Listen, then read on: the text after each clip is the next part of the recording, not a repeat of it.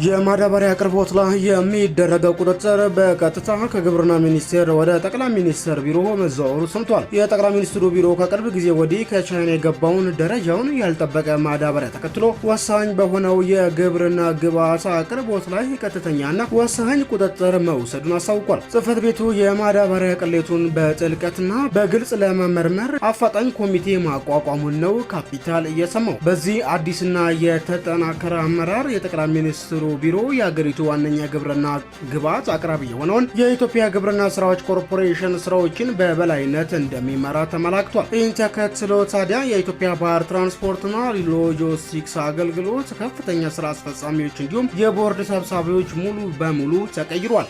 ባለፉት ጊዜያት ማዳበሪያ ወደ ሀገር ውስጥ መግባቱን የሚቆጣጠረው የኢትዮጵያ ግብርና ስራዎች ኮርፖሬሽን ቦርድ ሊቀመንበር የግብርና ሚኒስቴር የነበረ ሲሆን ሌሎችም ማለትም የገንዘብ ሚኒስቴር፣ የኢትዮጵያ ብሔራዊ ባንክ፣ የኢትዮጵያ ንግድ ባንክና ኢባቶሎ የመሳሰሉ ቁልፍ ባለድርሻ አካላት ነበሩት። ይሁን እንጂ በቅርብ ጊዜ ማዳበሪያ የጫኑ መርከቦች ጅቡቲ ከደረሱ በኋላም ጠቅላይ ሚኒስትሩ የካቢኔያቸው ኃላፊ ቦርዱን በቀጥታ እንዲመሩ ሾመዋል። በአዲሱ መዋቅር መሰረት የጠቅላይ ሚኒስትሩ ቢሮ ኃላፊና የካቢኔ ጉዳዮች ሚኒስቴር የሆኑት ወይዘሮ አለምፀሐይ ጳውሎስ የኢትዮጵያ ግብርና ስራዎች ኮርፖሬሽን የዳይሬክተሮች ቦርድ ሰብሳቢ መሆናቸውን ለመረዳት ተችሏል። ምንጮች ለካፒታል እንደገለጹት አለምፀሐይ የቀድሞ ቦርድ አባል የነበሩ ሲሆን አሁን ግን ያለችበት ቦታ ጠቅላይ ሚኒስትሩ በዚህ የፖለቲካ ትኩረት በሚያሻው ምርት ላይም ቀጥተኛ ቁጥጥር መውሰዳቸውን ያመለክታል ብለዋል። አዲሱ የኢትዮጵያ ግብርና ስራዎች ኮርፖሬሽን ቦርድ የግብርና ሚኒስትሩን አቶ አዲሱ አረጋን እንደ ምክትል ሰብሳቢም የኢትዮ ጅቡቲ ባቡር ኩባንያ ዋና ስራ አስፈጻሚ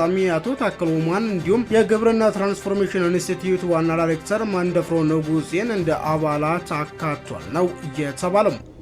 የተከበራችሁ የካፒታል የዩቲዩብ ቻናል ተከታታይ ቤተሰቦቻችን በሳምንታዊ ጋዜጣችን የወጡና የመረጥናቸውን መረጃዎቻችን የሰማችሁትን ይመስል ነበር።